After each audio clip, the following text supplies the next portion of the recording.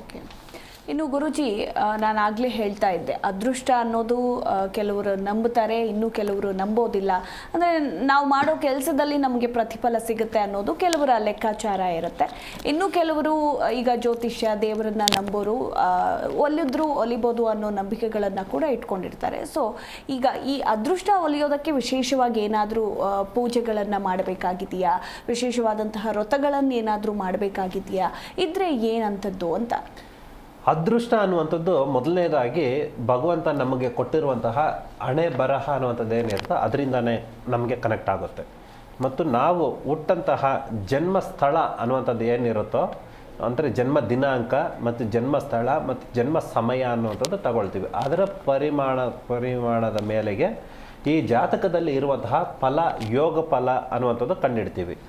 ಯಾವುದೇ ರೀತಿಯ ರಾಜಯೋಗ ಅನ್ನುವಂಥದ್ದು ಇದ್ರೂ ಕೂಡ ಕೆಲವು ಸಂದರ್ಭಗಳಲ್ಲಿ ಸ್ಥಳದ ಹರಿವು ಅನ್ನುವಂಥದ್ದು, ಅಂದರೆ ಪವರ್, ಎನರ್ಜಿ ಅನ್ನುವಂಥದ್ದು ಕನೆಕ್ಟ್ ಆಗದೇ ಹೋದಾಗ ಯಾವುದೇ ರಾಜಯೋಗ ಅನ್ನುವಂಥದ್ದು ಜಾತಕದಲ್ಲಿ ಕಂಡು ಬಂದರೂ ಕೂಡ ಅವರು ಸಕ್ಸಸ್ಫುಲ್ ಕಾಣುವಂಥದ್ದಕ್ಕೆ ಸಾಧ್ಯ ಆಗೋದಿಲ್ಲ.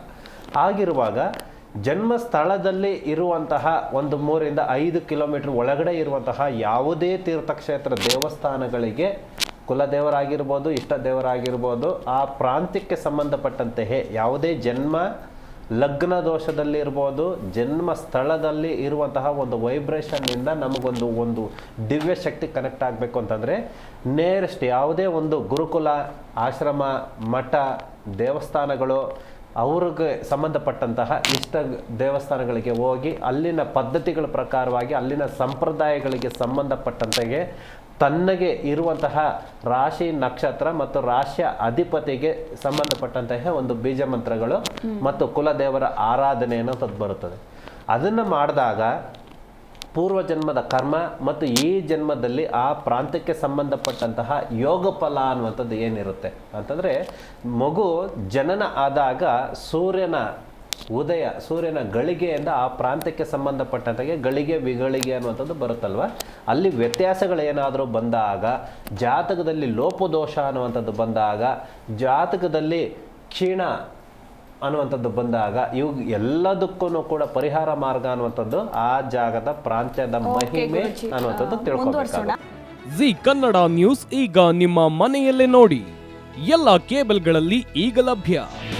ನಿಮ್ಮ ನೆಚ್ಚಿನ ಜಿ ಕನ್ನಡ ನ್ಯೂಸ್ ಈಗ ಸನ್ ಡೈರೆಕ್ಟ್ ನಲ್ಲಿ number 292, Tata play number 1664, Jio TV number 1334, NXT digital number 30, in cable number 30, city networks 51, U digital number 162, GTPL number 17, Rockline telecommunications number 42, Shri Basaveshwara cable number 168, rural cable network 60, Vinayaka digital 57, Abhishek cable 821, city channel 53, Siddeshwara cable network 57, V4 digital Infotech 628, Surya digital networks 53, Gajanan digital number 836, Malnad infotech private limited number